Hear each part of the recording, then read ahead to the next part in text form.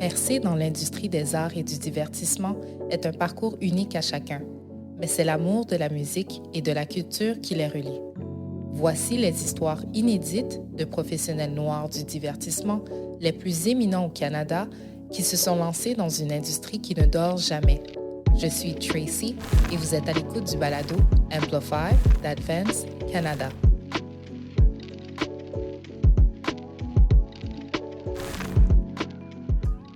Si les obstacles sont un sujet récurrent dans le monde du showbiz, les accomplissements le sont tout autant. Barbara se remémore du moment lorsqu'elle travaille sous l'aisselle d'une de ses idoles de jeunesse. J'ai toujours été inspirée par... Une des personnes qui m'a inspirée à faire de la télé, c'était Michaël Jean. Parce que c'est ça, c'était une des rares... J'ai jamais voulu être journaliste en tant que telle, là, mais c'était quand même une des rares femmes noires que tu voyais à la télé haïtienne, belle, éloquente. Puis j'étais comme, oh, wow, t'as Radio-Canada, c'est amazing. Puis là, j'ai eu la chance, quand j'ai travaillé justement en Ontario, de travailler avec elle, de travailler pour sa fondation. J'ai animé 2 de ses événements. Puis j'étais comme... On était dans une salle à un moment donné, dans une salle qui est réservée aux ministres, là, parce que tu sais, elle était gouverneur général, donc elle avait accès à des affaires. Puis là, j'étais dans la salle, puis j'étais comme... Je respire le même air que Michaël. J'étais petite, je la voyais à la télévision, puis j'étais comme... Qu'est-ce qui se passe, là? Puis super gentille, puis super... ça me donnait des conseils, elle me parlait, comme, tu sais, continue le travail et tout. Puis je me rappelle, la soirée terminée, j'étais dans l'ascenseur, je me suis mis à pleurer.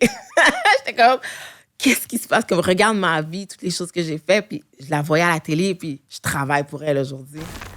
La carrière de Steve, elle, prend une toute autre tournure lorsqu'il reçoit l'appel d'une vie qui fait catapulter sa trajectoire de danseur. Là, tout à coup, il y a quelqu'un qui te contacte et dit oui, on aimerait ça que tu fasses la chorégraphie pour Marie-Mé. Je sais c'est qui Marie-Mé, ça tombe pas vraiment dans mes... on va dire dans les normes de qu'est-ce que j'écoute. Mais je dis pas trop. Puis là, ça va être au Centre Bell. Ah, j'ai toujours voulu chorégraphier quelque chose pour le Centre Bell. C'est le fun, ça va être le fun. Mais là, tu penses que ça va être petit. Non, c'est genre une dizaine de spectacles au Centre Bell, genre 12 000 personnes. T'es comme, what the... C'est à Marie-Mé. OK, oh my God. Puis là finalement, tu as des chorégraphies sur la scène du Centre Bell. Puis là, le directeur artistique pour Marie-Mé, quelqu'un que j'ai déjà travaillé avec, il a décidé de me signer en tant qu'artiste pour me représenter. Puis ça, c'était genre une des meilleures choix que j'ai fait de ma vie. Parce qu'à partir de ce point-là, mais là, tout à coup, la prochaine étape, c'est écrire un texto à quelqu'un. La personne dit oui. Là, j'ai une entrevue. Là, je suis en train de chorégraphier pour la voix. OK. Bon, là, je suis en train de chorégraphier pour la voix. Là, les gens aiment qu'est-ce que je fais sur la voix. Là, tout à coup, je me fais contacter pour chorégraphier pour Cirque du Soleil. Là, tu es comme, OK, je vais aller chorégraphier pour Cirque du Soleil. Là, tout à coup, Luther Brown, il m'appelle pour aller travailler avec lui à Toronto pour Cirque du Soleil. Alors là, je fais ça. Là, je reviens à Montréal. Là, je me fais contacter pour faire la conception. Pour faire la conception, mise en scène, direction artistique et chorégraphie pour the NBA All-Star Game en 2016 à Toronto. Quoi? Alors là, tout à coup, tu sais, pour ceux qui savent c'est quoi les NBA All-Star Games, ouais. Puis la première fois, c'est au Canada. Puis là, t'es dans ta loge. Puis là, il y a un corridor, genre 4 pieds de large. Puis l'autre loge qui est juste là. Puis t'es comme, oh, hi Drake. Oh, Sting. Oh, hi Sting. Oh, every basketball player ever. It's amazing. Là, t'es comme, qu'est-ce qui se passe? Puis on dirait à partir de ce point-là, quand j'ai signé avec mon agent ici au Québec, ça a été genre de boule de neige, genre une chose après une autre. Puis là, c'est ça. It was like being strapped to a rocket. Pour Malik, avoir été le pionnier d'un show de rap télévisé représente un moment incroyable qui reste gravé dans sa mémoire et dont il est fier. J'ai un de mes amis de mon quartier qui m'avait dit « Hey, il y a un de mes amis qui me parle d'un projet, d'un truc vraiment fly qu'il veut faire. » Puis je suis comme « OK, c'est quoi? » Il dit « C'est comme une ligue de freestyle. » Je suis comme « OK, cool, ça a l'air intéressant. » Fait que là, j'ai rencontré la personne qui était à l'origine de ce projet-là. C'est un gars qui travaillait à Musique Plus back in the days. Puis il me présente son projet, mais c'est vraiment encore embryonnaire. Il était comme j'ai eu l'idée de faire une ligue de freestyle, mais en incorporant l'improvisation comme de comédie, genre LNI dans le fond. Donc, j'étais comme, OK, ça pourrait se faire, mais là, il faut comme inventer des jeux pour que ça soit fly. Là. Tu peux pas juste faire du acting. Il faut vraiment que tu aies des jeux précis. Fait que là, on a commencé à monter une douzaine de jeux. Puis c'était avec des rappers puis des breakdancers. Puis c'était pour, en fait, faire un show de télé, dans le fond. Fait qu'on a Musique Plus, on a fait un pitch, puis là, ils nous ont financé notre premier pilote. Mais pour faire ça, il fallait entraîner les rappers à être capables. Parce que c'est pas juste freestyle, il faut que tu freestyle, mais avec, mettons, un des jeux qu'on avait, ça s'appelait Schizophrène. Fait que là, t'avais, quand tu faisais le jeu Schizophrène, il fallait que tu fasses, mettons, un voleur puis un policier. Fait que là, c'est ça, mettons, ça, c'est le thème, voleur puis policier. Fait qu'il rappe, puis là, le DJ scratchait, puis là, il fallait qu'il change de personnage. Fait que, puis c'était deux équipes qui s'affrontaient, puis c'est le public qui votait. Puis on avait des jeux pour des breakdancers aussi, puis tout. Donc, c'est tout thématique. Ça nous a pris 6 mois. On se pratiquait à toutes les semaines. Puis on a monté ça. On a fait le pilote à Musique Plus. Et c'était vraiment fly.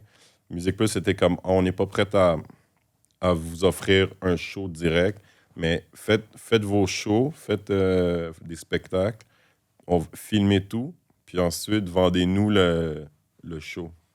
Fait que là, c'est ce qu'on a fait. Fait qu'on a filmé tout avec des cranes, là, comme une grosse production. On a fait des shows à la SAT, on a fait 6 shows. Puis là, les gens ils commençaient à nous entendre parler. Tu sais, chaque équipe était constituée de 2 rappeurs, un en anglais, un en français, puis 2 breakdancers. Puis ils avaient chacun des commanditaires. Puis là, au début, c'était tout Montréal. Et après, on s'est dit, ben non, mais nous, on veut faire ça mondial. Là. So, genre, notre rêve, c'était que chaque pays ait son équipe. Là. Et que là, ce qu'on a fait, on a commencé à faire Montréal. On a développé un peu dans les villes extérieures. Fait qu'on est allé à Trois-Rivières faire des shows à Québec, tout ça. Ça a bien marché. Dans ce temps-là, on était partout dans les nouvelles, Radio-Canada. T'sais. Avec une longue liste d'accolades, Moridja sait que le nom qu'il porte a une place et une signification dans l'histoire des arts d'ici grâce au travail exceptionnel qu'il a accompli jusqu'à présent. Mine de rien, je suis quand même je suis artiste en art visuel au Canada. J'ai eu le prix Sobi en 2021, si je me trompe, en 2020 ou 2021, je me rappelle même plus. Je suis quand même je suis dans les collections du Musée des Beaux-Arts du Québec, je suis dans les collections du Musée des Beaux-Arts du Canada, le Musée des Beaux-Arts de Montréal, le Musée d'art contemporain de Montréal. Je suis dans les grandes collections d'entreprises, RBC, Banque nationale. En fait, je pense que j'ai quand même réussi. Je dis souvent en rigolant, l'argent pour lequel j'ai payé mon immigration, j'ai quand même eu retour à l'investissement, en fait. Parce que quand tu immigres, tu mets de l'argent. Je pense que j'ai quand même réussi une étape, en fait. Et puis d'être fier, parce que pour moi, c'est important. Le nom, en général, je pense que pour tous les gens qui viennent des pays, disons... Non, je veux dire pour les gens qui pensent que le nom, c'est important. Moi, je porte un nom. Mon nom, c'est Kitenge. Banza, c'est le nom de mon père, de mon grand-père paternel. J'ai comme aussi, en tant que fils aîné, mes parents te disent, il faut toujours que tu fasses la fierté du nom que tu portes. Donc pour moi, de me dire que dans 100 ans, souvent je dis cette phrase, je dis dans 100 ans, même si, à moins que tout le monde soit raciste et méchant et horrible, même s'il y a une personne qui est gentille, dans un musée, il y aura dans une collection ici une œuvre avec le nom d'un Kitenge. Pour moi, c'est comme si j'ai mis un drapeau, tu sais, le drapeau que le colon venait mettre quand il avait un territoire. Pour moi, faire ça, être dans ces institutions, c'est comme si j'avais mis un drapeau, en fait. Donc, je suis venu dans ce pays, j'ai mis un drapeau, en fait. Mon travail est présent à certains endroits. Dans mon travail d'artiste, je pose des questionnements qui sont liés, oui, à mon expérience, mais l'expérience qui peut être retrouvée chez beaucoup de personnes de différentes communautés noires ou d'autres personnes aussi qui ne sont pas noires. Donc, je pose une réflexion et je m'inscris dans l'histoire de l'art québécois ou canadien. C'est-à-dire que si quelqu'un est vraiment sympathique, s'il fait un livre sur l'histoire de l'art du Québec, il va quand même mettre mon nom dedans. À moins qu'il soit vraiment méchant et qu'il ne veuille pas de moi. Mais s'il est vraiment honnête, il est obligé de mettre mon nom dedans, en fait. Travailler pour des politiciens, vivre un revirement de carrière soudain ou rencontrer les plus grandes stars de l'industrie sont tous des étampes de carrière. Est-ce que ce sont des signes de réussite? Oh my God, est-ce que Steve Bolton a réussi? I can't believe I'm actually even having this conversation right now. Give me 1 second. Pour Steve, la réussite, c'est aussi d'être capable de maintenir ce succès et d'en tirer des leçons à chaque défi. C'est à 45 ans, il me reste encore énormément de temps, j'espère, pour continuer dans ce milieu-là, dans différents aspects du domaine. Ça veut dire que si tu arrêtes, puis tu décides de prendre ça un peu plus relax, puis pas de pousser, pas essayer de te démarquer, pas essayer d'innover, bien, il va y avoir d'autres personnes qui vont le faire à ta place. Barbara dit qu'elle n'a pas encore franchi la ligne d'arrivée. Je sais pas, I don't know if I made it yet.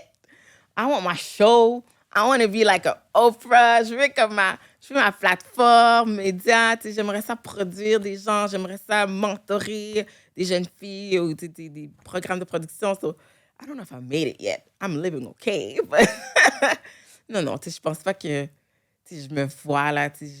J'aimerais ça avoir vraiment ma plateforme un jour. Donc, je suis pas encore là. J'ai encore du chemin à faire. J'ai encore des croûtes à manger. Ouais.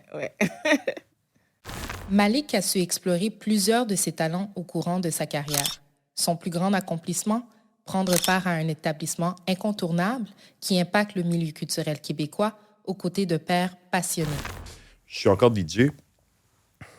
J'ai fait presque 20 ans de carrière. Puis là, je veux dire, en 2015, je vivais de juste DJ. Là, que je mixais 3-4 heures semaine.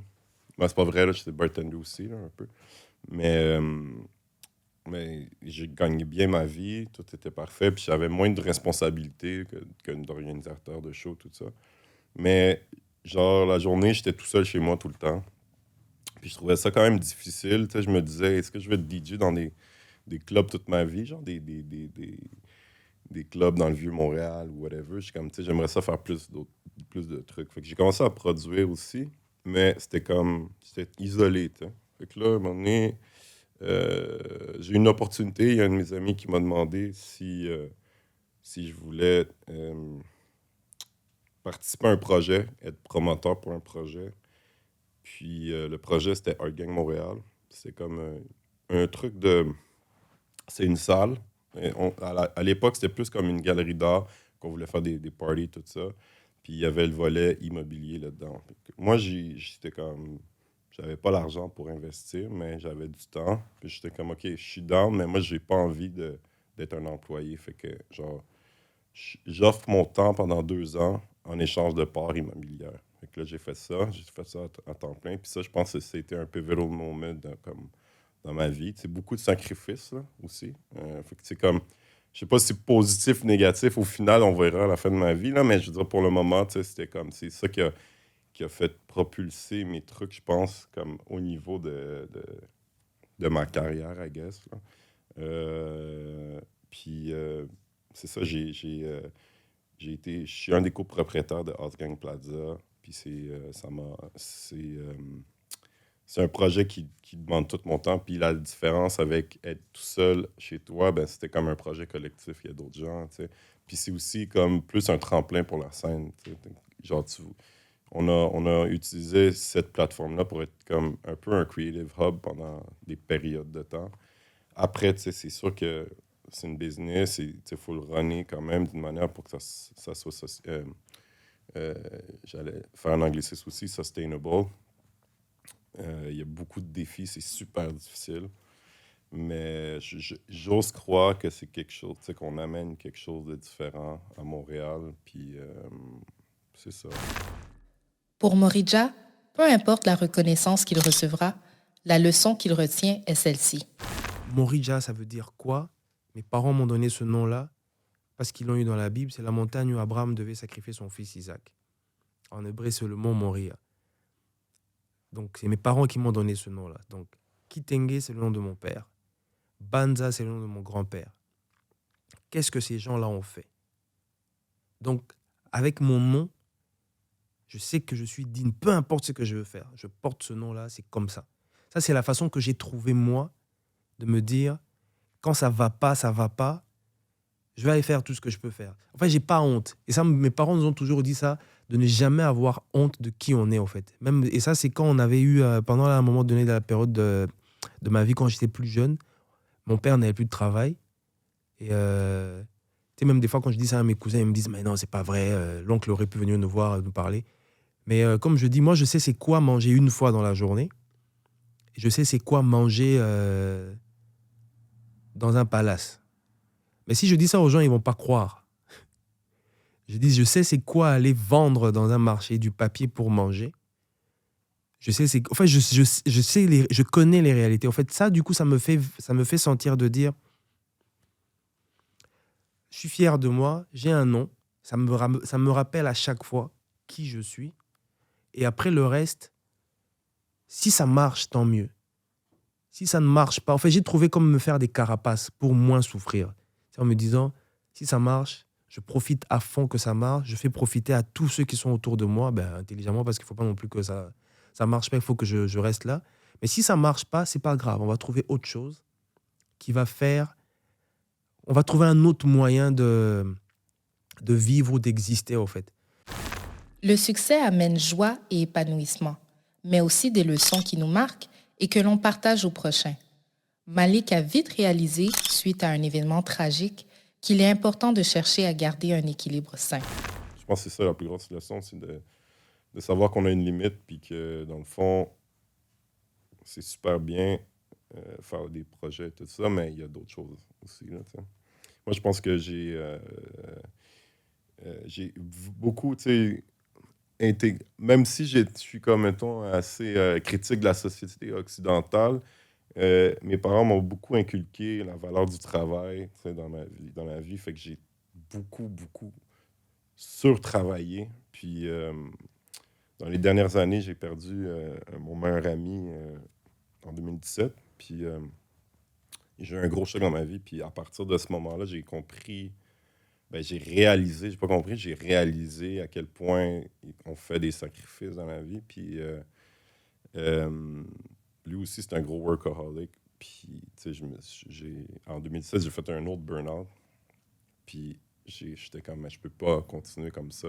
Comme, t'as besoin de bien t'enraciner puis d'avoir comme un bon surrounding pour pouvoir comme rester comme, tu sais, comme pour pouvoir rester balancé dans la vie puis avoir, tu sais, pouvoir rester dans ton bonheur, tu sais. Parce que des fois, tu peux te perdre dans genre un truc, tu sais. Puis c'est ça. Le travail, c'est une belle valeur, mais il faut aussi être capable de step back puis d'être comme, check, comme il n'y a pas juste ça. Parce que sinon, c'est bien, hein, tu peux faire 90 heures semaine, mais après, il y a tout ça que tu manques, tu sais. Barbara a su se faire confiance et prendre une décision cruciale. Elle décide de faire les sacrifices nécessaires pour en apprendre davantage et amener sa carrière à un autre niveau. Je me suis toujours dit dans la vie que je ne veux pas faire quelque chose, je ne veux pas me réveiller puis me dire « et si j'avais? What if? » Tu sais, je m'étais dit « je vais faire le cours. Ça marche pas, au moins je sais que j'aurais essayé puis j'ai tout donné. » Donc, moi, au fait, c'est ça dans ma vie, là, je ne veux pas me réveiller puis me dire que j'aurais dû si j'avais fait ça. Donc, c'est ça, c'était de se dire, OK, c'est now or never. Effectivement, je suis rentrée dans le domaine assez tard, là, j'avais comme 27 ans, 27, 28 ans, là. Donc, tu sais, d'après moi, c'est tard, là, d'être dans le milieu. Mais je me suis dit, regarde, c'est now or never. Si ça ne marche pas, au moins, j'ai ma job, j'ai un bac en RH, je veux continuer mon travail. Puis regarde, là, tu sais, j'ai pris... j'étais allée dedans, puis finalement, ça a ouvert des portes plus que... Je suis plus épanouie aujourd'hui, là, que que je pense que je l'aurais été. Steve réalise qu'il ne faut pas sous-estimer l'apport de nouvelles connaissances, et ce, à n'importe quel stade d'une carrière. C'est certain que quand j'ai commencé mon école de danse, je pense que j'étais un peu trop jeune pour réaliser qu'il y en avait encore beaucoup plus que j'aurais dû apprendre. Mais en même temps, je croyais que j'avais assez à enseigner à d'autres. Puis effectivement, oui, chorégraphiquement, danse, tout ce qui était danse, tout ce qui est chorégraphie, oui. C'est ça, c'est une autre affaire, mais il y a beaucoup plus en arrière de tout ça. Un de mes amis, il dit tout le temps, always a student, never a master. Je le dis en anglais parce que je pense que je ne suis pas assez apte pour le traduire. Mais ma mentalité à ce temps-là, c'est comme, non, je pense que j'ai maîtrisé beaucoup de choses dans mon style de danse, dans mon approche envers la danse, que je suis prêt pour l'enseigner à d'autres. Je suis prêt pour le partager avec d'autres. Sauf que, effectivement, avec du recul, l'arrogance de la jeunesse, l'ignorance de la jeunesse, effectivement, il y a d'autres trucs que j'aurais pu apprendre avant de juste me lancer dans ouvrir une école de danse. Si une chose est à retenir selon Malik, c'est que les générations futures devront, à leur tour, se créer de vrais ponts entre eux. Avant, il y avait des soirées qui s'appelaient Art Beat. Puis lui, il sortait de ça. Mais tu sais, il y avait High Classified, Dappy, il y avait tellement de, tu sais, Vince Carter, tu sais, tellement d'artistes. Puis c'était bouillonnant. Puis comme au final, ils sont tous devenus vraiment populaires. Puis tu sais, s'il y avait encore ce genre d'événement-là, je trouverais ça magique parce que c'est comme... Ça permet justement la rencontre entre tout le monde, la rencontre entre les jeunes, les vieux. Ça, c'est quelque chose qui est super important. Puis, tu sais, je pense que dans le monde, tu as ça, mais pas partout, mais dans certaines places dans le monde, tu as ça. Tu sais, j'aimerais ça voir des gens de 40 ans qui sortent comme régulièrement. Tu sais, je ne vais pas arriver dans un spot, puis c'est juste du monde de 20 ans. Tu sais, comme à un moment donné, ça fait que on perd la connexion, puis on connaît moins notre histoire. On connaît moins, on a de la misère à se relayer l'histoire, puis se relayer notre expérience. Fait que ce que ça fait, c'est que les DJ, ben, si tout le monde arrête de mixer parce que là, j'ai 30 ans, puis c'est plus le temps, ben, ils ont pas de role model, là. Ils s'en foutent, là. Fait qu'ils continuent à mixer, puis ils mixent n'importe comment, tu sais. Ils vont pas raconter une histoire en mixant.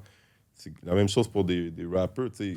Sur qui ils vont se tourner? Ils vont se tourner sur des rappers américains, c'est ça. Fait que on va perdre notre authenticité s'il n'y a pas cette scène où il y a des jeunes de 20 ans qui sont les bienvenus, ou même de 16-18 ans qui sont les bienvenus, autant que des vieux de la vieille comme moi ou d'autres qui sont encore plus vieux. Tu sais, moi, je connais je connais des vétérans back then qui sont encore un peu, qui gravitent encore autour de la scène.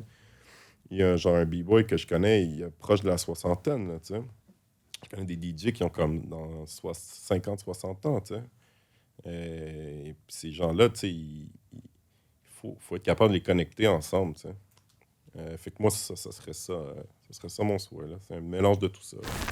À son tour, Morija renchérit sur l'importance de laisser une trace pour les générations d'aujourd'hui et de demain.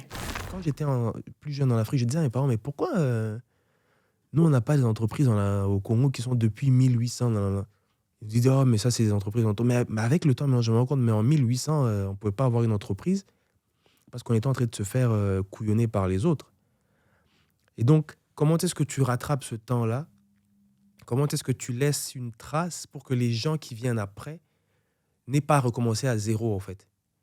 Et c'est aussi ça les questionnements que j'ai avec beaucoup d'amis, c'est de dire comment est-ce qu'aujourd'hui je fais qu'avec mon enfant, que je laisse des possibilités, même si elle n'est pas multimilliardaire, mais qu'elle n'ait pas à recommencer, parce qu'on reprend souvent les parcours. Moi, j'aurais voulu, quand je suis arrivé en France, qu'on me donne beaucoup de skills en disant fais attention à ceci, tu vas voir. Mais j'ai pas eu ça, en fait. Mais aujourd'hui, comment est-ce que moi je fais pour que... C'est les jeunes qui veulent faire de l'art visuel. Qu'est-ce que je leur dis quand tu auras... Parce que tu es noir, regarde ce que tu auras à vivre aussi. Parce que tu es une femme noire, regarde ce que tu auras à vivre parce que tu es dans tel domaine. Pour que les gens n'aient pas à reprendre. Parce qu'on reprend tout le temps. Les gens ne nous partagent pas ce qu'ils ont vécu. Et ça, c'est un de mes questionnements en disant comment est-ce que je fais ça de ma petite expérience. Comment est-ce que je partage ça avec les autres pour qu'ils n'aient pas à reprendre. S'ils prennent ce chemin-là, ils ne vont pas se dire qu'ils reprennent. Ils vont y aller en disant ah, peut-être que là, il y a un feu rouge, je veux freiner, il faut que je tourne à gauche. Peut-être qu'ils vont faire des erreurs, tant mieux, mais au moins, ils auront eu une petite information, en fait. Qui dit leçon dit conseil. Steve et Barbara auraient le message suivant à passer. Je dis jamais que c'est pas possible. Puis crois jamais aux personnes qui disent que c'est pas possible. Fais-toi confiance, tu sais. Trust yourself, puis go. Il existe un monde immense de pionniers et de personnalités qui forgent la scène telle qu'on la connaît aujourd'hui. En nous partageant leur montréalité, Steve, Barbara, Malik et Morija nous révèlent l'essentiel d'une aventure unique qui encourage à ceux qui l'aspirent à prendre le monde du show business d'assaut. C'était Tracy et vous avez écouté le balado Amplify d'Advance Canada.